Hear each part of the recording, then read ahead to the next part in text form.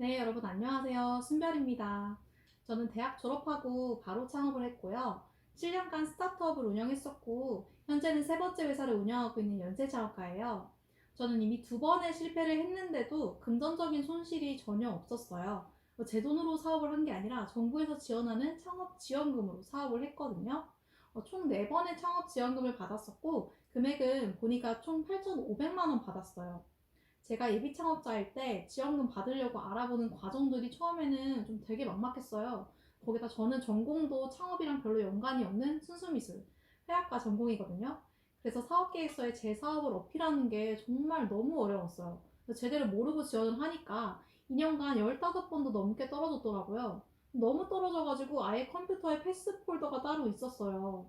지원 사업은 주로 3월에서 5월 사이 상반기에 제일 많고 하반기로 가면서 좀 줄어요. 그래서 상반기 결판을 못 내면은 1년 더 기다려야 돼요.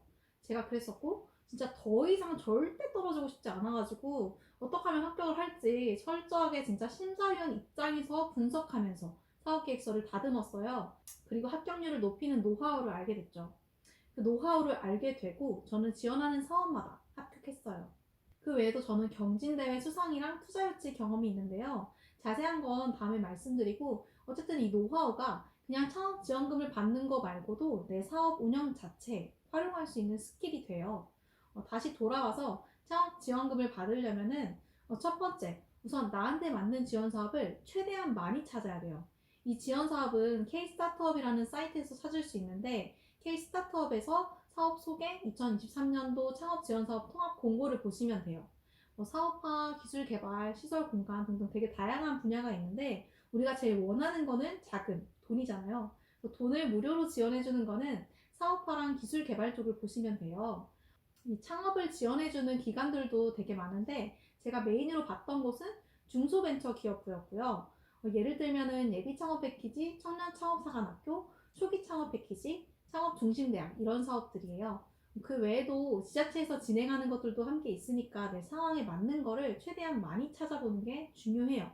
왜냐면은 이거 다 지원해야 되거든요. 자, 어떤 게 붙을지 몰라요. 물론 한 기관에서 중복수혜가 안 되기 때문에 붙고 나면은 하나를 선택해야 돼요. 근데 그거는 일단 붙고 나서.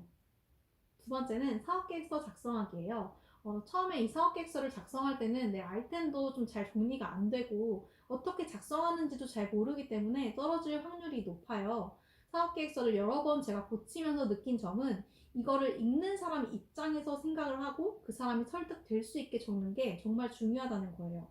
나는 이 사업계획서를 2주에서 길게는 한 달 정도 고민해서 쓰는데 심사위원분들은 이런 사업계획서를 몇백 건 엄청나게 많이 봐야 되니까 자세하게 다 볼 수가 없겠죠.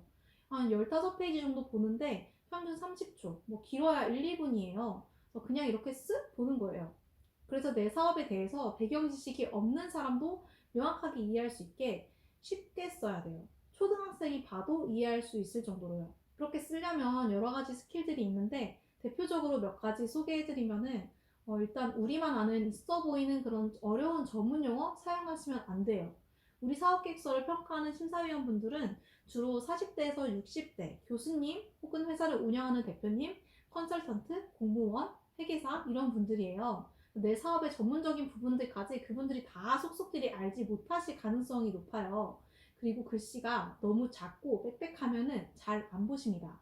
그리고 이거 되게 중요한 건데 절대 글씨만 쓰지 마세요. 쓱 봐도 이해할 수 있으려면은 이미지로 나타내는 게 굉장히 중요해요. 예상하는 성과를 나타내는 부분들은 표, 그래프, 높이 치솟는 화살표, 중요한 부분들은 텍스트 빨간색, 볼드책, 노란색 텍스트 배경 이런 거 적극적으로 활용하셔야 돼요. 참고로 사업계획서 양식은 해당하는 창업 지원 사업 공고에 붙인 파일로 나와 있어서 다운받을 수 있는데 올해 사업들은 아직 공고 안 난 것들이 많죠. 그럴 때는 이제 작년 공고에서 사업계획서 다운받으셔가지고 작성하시면 돼요. 나중에 뜨면 작성하지 뭐 이거 절대 안 되고요. 공고 뜨기 전에 미리 작성을 해놔야 돼요. 그래야 여러 번 보면서 고칠 수 있는 시간도 있거든요. 해가 바뀌어도 양식은 거의 비슷하니까 일단 작성해 놓으시고 나중에 새 공고 뜨면 그때 붙여넣기 하시면 돼요. 세 번째는 발표 자료 준비하기예요. 사업 계획서만 통과하면 끝난 게 아니에요. 그 다음에는 발표 평가가 있어요. 내가 냈던 사업 계획서를 기반으로 해서 PPT를 만들어서 짧게는 5분, 길게는 15분 정도로 심사위원분들 앞에서 발표를 해야 돼요. 심사위원분들은 보통 5분 정도 들어오시고요. 발표 끝나고 나서 질의응답 시간이 있어요. 발표할 때 좀 주의하실 점은 시간 엄수하기예요. 시간이 다르면은 공정성 문제도 있는데 입장 바꿔서 생각을 해보세요. 발표가 길어져가지고 시간이 막 초과되면 심사위원분들 퇴근 시간도 늦어져요. 일단은 발표자에 대한 인상 자체가 좀 굉장히 부정적이게 되겠죠. 발표를 하다 보면은 현장에서 갑자기 막 머리 막 하얘지고 막 생각 안 나고 어버버 할 수도 있어요. 그래서 저는 발표 시간이 10분이면은 7분 컷, 15분이면은 12분 컷 이렇게 약간 여유를 두고 내용 준비를 했어요. 어필하고 싶은 부분이 정말 많으면은 맨 뒤에다가 어펜딕스, 부록으로 자료를 넣어두시고 시간이 여유로우면 이 부분도 가볍게 좀 보여드리고 내가 이렇게 준비성이 철저하다 어필도 하시고 시간이 부족했다면은 이 부분은 추후에 질의응답 시간 할 때도 활용할 수도 있거든요. 그럼 훨씬 더 준비된 모습으로 보여질 수 있겠죠? 그리고 의외로 질의응답 시간에 심사위원분들이랑 싸우는 경우가 많다고 해요. 보통은 질의응답 시간에 내 사업에 대해서 막 잘했다, 멋있다, 막 이렇게 칭찬하시지 않아요. 제가 심사로 나간 적도 있었는데, 사실 발표를 듣는 시간 동안 좀 꼬투리 잡을 것만 생각해요. 심사비 받고 하는 건데, 나도 예리한 질문 하나쯤은 해줘야 되잖아요. 경쟁사 나타나면 어떻게 대처할 거냐, 무슨 근거로 매출 성장이 이렇냐, 대기업에서 이 사업 똑같은 거 하면 어떡할 거냐, 뭐 이런 질문들에 대답을 막 했는데, 더 날카롭게 질문이 들어오고, 그러다 보면은 나는 내 사업에 애정을 갖고 있기 때문에 좀 빈정상할 수 있죠. 근데 그래도 절대 불쾌한 티 내시면 안 됩니다. 답변하기 곤란한 경우에는 차라리 그 부분은 내가 준비가 좀 미흡했다고 인정하시고 추후에 내가 그런 부분들 좀 보완하겠다. 좋은 말씀 해주셔서 감사하다. 뭐 이렇게 마무리 짓는 게 좋습니다. 여러 번 떨어지면은 포기하고 싶은 마음이 들기도 하죠. 근데 이런 과정들을 거치면서 내 사업 자체가 다듬어지기 때문에 훈련으로 생각을 하시고 꾸준히 지원하시는 것을 추천드릴게요.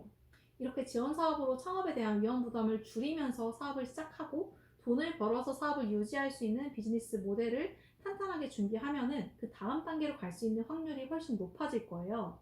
네, 오늘은 창업 지원금을 받기 위한 절차랑 과정, 팁들을 좀 가볍게 나눠봤는데요. 다음 영상으로는 사업계획서를 작성하는 방법에 대해서 좀 더 디테일하게 알려드리려고 하는데 2월부터는 사업계획서 작성을 시작하시는 게 좋으니까 저도 한번 서둘러서 준비를 해볼게요. 혹시 궁금한 점 댓글로 남겨주시면 제가 참고해서 영상에도 넣어볼게요. 네, 지금까지 순별이었습니다.